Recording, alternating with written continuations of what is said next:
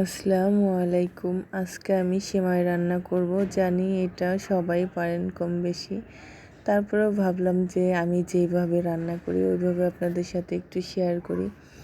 তো এখানে আমি পরিমাণ মতো দুধ নিয়ে নিয়েছি, 1.5 কেজি পরিমাণ মতো। তারপরে এলাচ, দারচিনি, নারকেল কোড়া এগুলো দিয়ে একটু লবণ দিয়ে দেব স্বাদ মতো।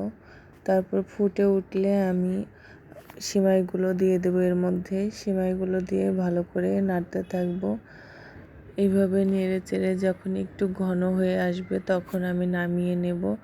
আর আমার কাছে কিন্তু সিমাইয়ের মধ্যে একটু বেশি করে নারকেল কোড়া দিলে খেতে অনেক ভালো লাগে।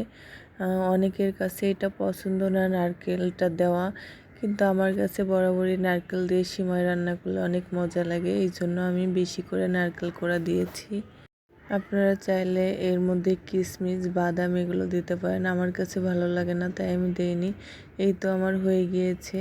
ভালো থাকবেন, সুস্থ থাকবেন। আল্লাহ হাফেজ।